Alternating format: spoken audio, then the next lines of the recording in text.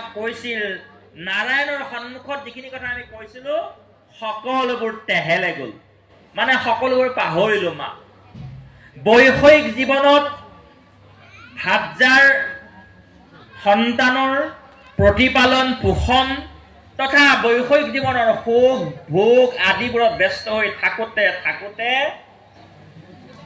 ঈশ্বৰক পাহৰাৰ লেখিয়ে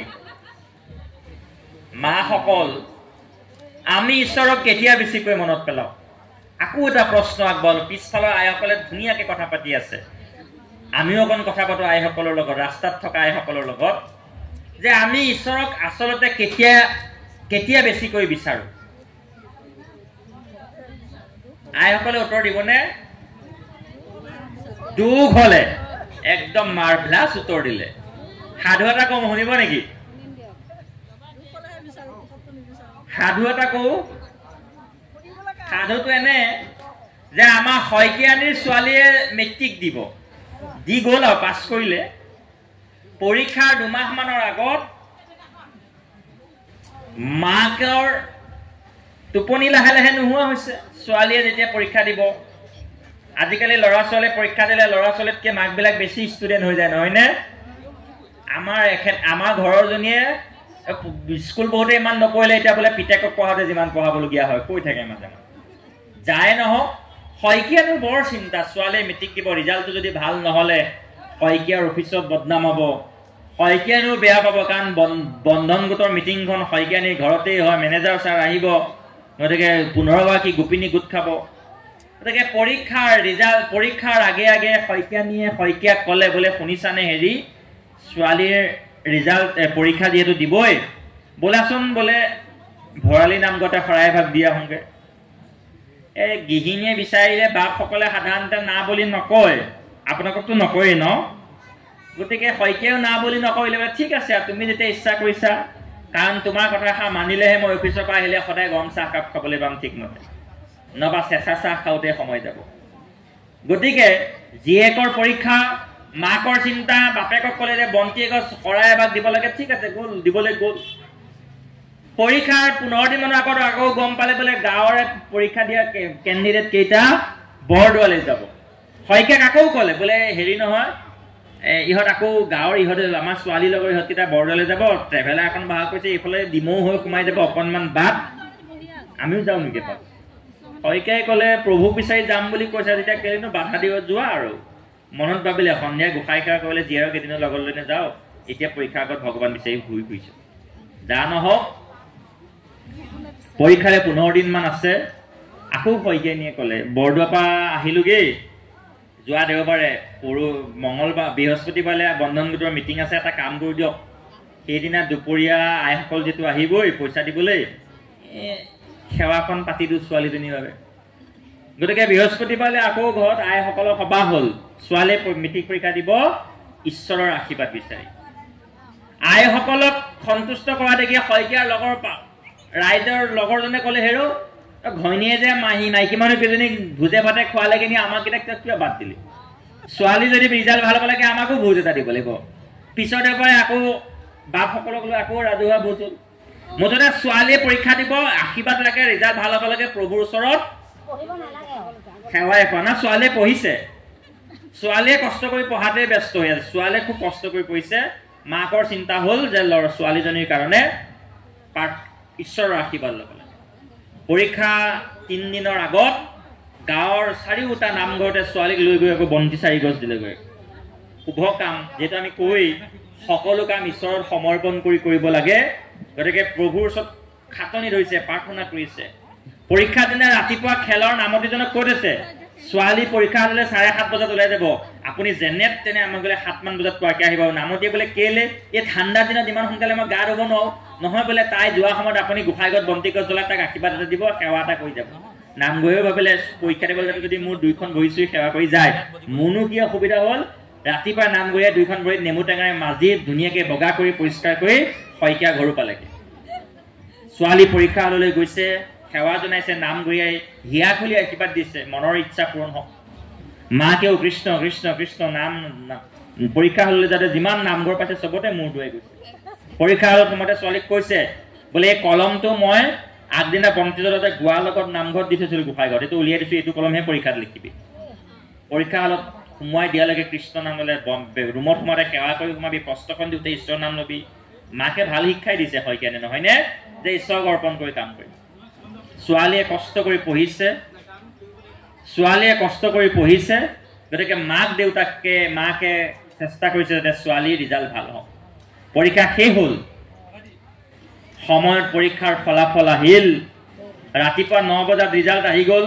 শইকীয়ানীৰ ভায়েকে ফোন কৰি বায়ে ক'লে, বোলে বাইদেউ শুনিছনে ছোৱালীৰ ৰিজাল্ট ভাল?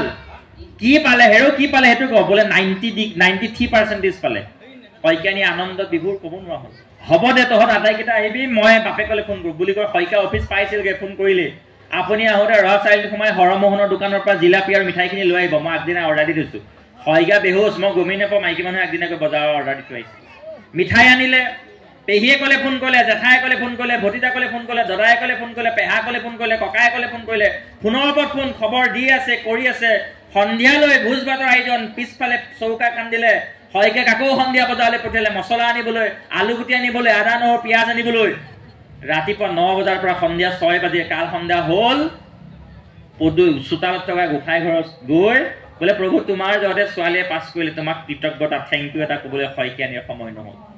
দিনটোতো সময় নহ'ল, ৰাতি বন্তিগছ জ্বলাবলৈ সময় নহ'ল, কাৰণ ভিতৰত মানুহ ইফালে পিছফালে খানাৰ আয়োজন চলি আছে।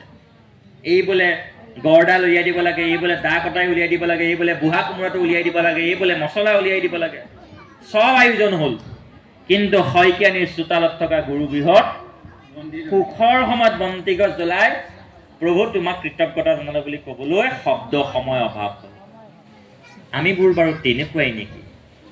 দুখৰ সময়ত পাৱে পৰিহৰি কৰোঁ কাতৰি, সুখৰ সময়ত হাই হেল্ল' গুড মৰ্ণিং দাদি ডাৰ্লিং হৈ থাকে, নহয়নে? মা দেউতাসকল, এই প্ৰচেতকসকলে সেই প্ৰশ্নটোৱে নাৰদক সুধিলে যে বৈষয়িক জীৱনত জড়িত হৈ থাকোঁতে ঈশ্বৰ গোসাঁইৰ কথা পাহৰি গ'লো, আপুনি আমাক অকণমান ঈশ্বৰ গোসাঁইৰ কথা মনত পেলাই দিয়ক। তেতিয়া নাৰদে এনেকুৱা কেইটামান কথা ক'লে, যিকেইটা কথা শুনিলে আমাৰ গা বেজ বেজায়। আপোনাক কৈছে, মোক কৈছে, সমালোচনা কৰিছে। সমালোচনাবোৰ এনেকুৱাকৈ কৰিছে, সমালোচনাবোৰ আপোনাক মোক এনেকুৱাকৈ কৰিছে যে অষ্টাংগ যোগ কৰে, বিষয় ভোগ সকলো বাদ দি দেহ আত্মাক জ্ঞান সাধন কৰে, কিন্তু ঈশ্বৰক নভজে। তেখেতসকল কোনো ফলৰ পাত্ৰ হৈ নুঠে। দৈনিক বেদ অধ্যয়ন কৰে, দৈনিক শাস্ত্ৰ অধ্যয়ন কৰে, পুথি পঢ়িবলৈ যায়, পুথি পঢ়ি ভোজনীটো আনিবলৈ পাহৰি নাযায়। ইয়াত ক'লে ভোজনীটো আনিবলৈ নাপাহৰে, কিন্তু গাত, ভাৱনাত, চৰিত্ৰত ভগৱতীৰ নাম মাত্ৰ গোখ নাই। এনেকুৱা সন্ন্যাসী নিৰৰ্থক বুলি কৈছে, নিৰৰ্থক মাত্ৰ। বিভিন্ন কৰ্ম আচৰণ কৰে, ফলবাঞ্ছা লাভ, ফল বিচাৰি বিভিন্ন কৰ্ম আচৰণ কৰে, কিন্তু ভগৱতীৰ নাম মাত্ৰ গুণ নাই।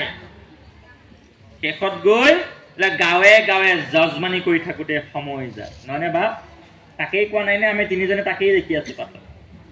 মা, আমি আগতেই শব্দটো কৈছিলো, অ হৰি নাম কীৰ্তনত, হৰি নামৰ কীৰ্তনত নাহিকে নিয়ম সংযম একো বিধি। ইয়াত নিয়ম সংযম একো নালাগে।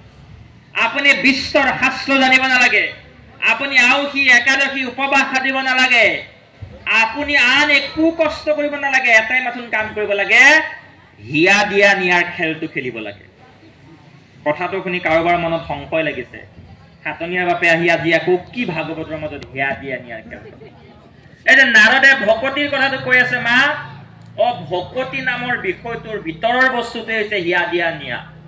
এই কথাটো আমি বহুতেই বুজি নাপাওঁ কাৰণে আমি প্ৰভুক বিচাৰি ঘূৰিয়ে ফুৰো। আজি বোলে পূবত, কালি বোলে পশ্চিমত, চতহি বোলে উত্তৰলৈ গলো, পিছদিনা বোলে দক্ষিণলৈ গলো, প্ৰভুক বিচাৰিয়ে ফুৰিছো। অথচ প্ৰভু ক'ত আছে? হিয়াৰ মাজে নামৰ ভাণ্ডাৰ, মুখে বাজ হয়। আপোনাৰ মোৰ হিয়াৰ মাজত আপোনাৰ মোৰ চোতালৰ গোসাঁই ঘৰখনতে প্ৰভু আছে। আমি প্ৰভুক বিচাৰি নাপাওঁ কিয় জানেনে? বোলে ভকতি নিকটকট ব্ৰহ্মাই নাপালে তত ভকতি থাকিল গাঁতৰ ভিতৰত। আপোনাৰ মোৰ হিয়াৰ মাজতে ভকতি সোমাই আছে, তাক আপুনি মই বিচাৰি পোৱা নাই, উপলব্ধি কৰিব পৰা নাই, জানিব পৰা নাই। কিয়? কাৰণ আপোনাৰ মোৰ হাতত মেডিচিনটো নাই। কি মেডিচিন? এটাই মাত্ৰ মেডিচিন, যিটো মেডিচিনত আপুনি মই ভকতি হাসিল কৰিব পাৰিম। ভাগৱতে সেই মেডিচিনটোৰ নাম দিছে প্ৰেম। প্ৰেম প্ৰেম হয় মা, ভক্তি কৰিবৰ নিমিত্তে, ভক্তি কৰি ভকত হবৰ অৰ্থে আপোনাক মোক একোৱেই নালাগে। এটা মাথন বিষয় লাগে, সেই বিষয়টোৱে হৈছে ভক্তি। দেৱৰ্ষি নাৰদেই এই কথাটো আপোনাক মোক আগতেই কৈ গৈছিল। দেৱৰ্ষি নাৰদে কি বুলি ক'লে জানেনে মা? ভক্তি অস্মিন পৰম প্ৰেম ৰূপা। ভক্তি, সেই ভক্তি। অস্মিন, সংস্কৃত অস্মিন শব্দটোৰ অসমীয়া অৰ্থ হৈছে এও বা তেও। এতিয়া এও বা তেও বুলি আমি কাক মাতো মা? এও বা তেও বুলি আমি কাক মাতো বাৰু? শুনাই না, অকণ বকে কওক। হয় গিৰিয়েকক মাতো ন, বাপজনক মাতো। সেয়াই ভক্তি, য'ত এও সৈতে মই পৰম প্ৰেম কৰিব পাৰিম। প্ৰেম এই হিয়া দিয়া নিয়াৰ যিটো খেল, অৰ্থাৎ নৱবিবাহিত ভাৰ্যা এগৰাকীৰ প্ৰতি স্বামীৰ যি প্ৰেম, স্বামীৰ প্ৰতি ভাৰ্যাৰ যি প্ৰেম, মানে ইজনে সিজনক নেদেখিলে থাকিব নোৱাৰা, একেলগে ভাত সাজ খাবলৈ নবহিলে পেটলৈ ভাত নোযোৱা, এই যে প্ৰেমটো আছে, এই প্ৰেমটো তেওঁৰ সৈতে কৰিবলৈ দিছে। এইজন তেওঁ হ'ল আইসকলে যিজনৰ নামত কপালৰ চেলাৰীৰ মাজত ধুনীয়াকৈ বিত্ৰ এটা আঁকি ৰঙা ফুটটো যে লৈছে, বহুতে আইসকলে চাগে নাজানি ন, আপুনি যে কপালত দুটা ৰঙা চিন লৈছে, বিত্ৰাকৃতিৰ চিনটো এইখন বিশ্ব ব্ৰহ্মাণ্ডৰ গৰাকীজনৰ নামত লৈছে। আৰু সৰল ৰেখাডাল আপোনাৰ বৈষয়িক জীৱনৰ স্বামী, যিজন স্বামীক আপুনি এইডাল ৰেখাৰে ইংগিত দিছে যে আপুনি এইজনৰ সৈতে একেলগে থাকক, আঁতৰি নাযাব, নহয়নে? সেন্দুৰৰ তাৎপৰ্য বৰ বিশাল মা। আজিকালি বহুতে কয় যে আজিকালি ছোৱালীয়ে সেন্দুৰ নলয়, সেন্দুৰ বোলে দাসত্বৰ প্ৰতীক। নজনা মানুহৰ কাৰণে সেয়াই ভাষা। সেন্দুৰ হৈছে প্ৰতিগৰাকী স্বামীক ঈশ্বৰমুখী, প্ৰতিগৰাকী স্বামীক সৎ, সাত্বিক আৰু পবিত্ৰ কৰি ৰখাৰ বাবে আই মাতৃসকলৰ প্ৰধান অস্ত্ৰ। এই বিত্ৰাকৃতিৰ লোৱা ফুটটোৱে কি বুজাইছে? বিশ্ব ব্ৰহ্মাণ্ডখনৰ প্ৰতীক বুজাইছে। বিশ্ব ব্ৰহ্মাণ্ডখনৰ গৰাকী কোন? পৰমেশ্বৰ। ইয়াত লোৱা সৰল ৰেখাডালে কি বুজাইছে? যে বৈষয়িক জীৱনত আপুনি যিজনৰ নামত এই ৰেখাডাল লৈছে, সেইজন যাতে সদায় এই ব্ৰহ্মাণ্ডৰ গৰাকীৰ সৈতে একেটা ৰেখাত তেওঁৰ প্ৰতি দাৱমান হৈ থাকে, নহয়নে দেউতা? সেইকাৰণে এইফালে যে সেন্দুৰ লোৱা নহয়, ইও এটা কাৰণ। মাজতে ক'লো বেয়া নাপাব।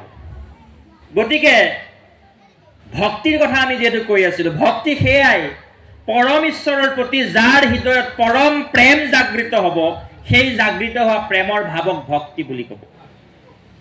অৰ্থাৎ নৱবিবাহিত ভাৰ্যাৰ প্ৰতি স্বামীৰ অন্তৰত যি ভাৱ, নতুনকৈ বিয়া হোৱা কইনাজনীৰ নিজৰ মানুহজনৰ প্ৰতি অন্তৰত যি ভাৱ, এৰাই দেখা দেখি নোহোৱাকৈ থাকিব নোৱাৰা যিটো প্ৰেম, যি আকুলতা, এই আকুলতা অৱশ্যে এটা কথা, আজিকালি আকৌ এই আকুলতাবোৰৰ মাজত অকমান ডুপ্লিকেচি সোমাইছে। ধুনীয়া স্বামী এজন থকাৰ পিছতো, ধুনীয়া এমাহ দিমা ল'ৰা ছোৱালী দুটামান থকাৰ পিছতো মায়ে আকৌ নতুন দেউতা বিচাৰি যায়। দেউতাই আকৌ কেৰেলাৰ পৰা নতুন মায়েৰ লগত ফোনত কথা পাতি থাকে। এই ভেজেলুৱাবোৰক আমি বাদ দিছো নবাব।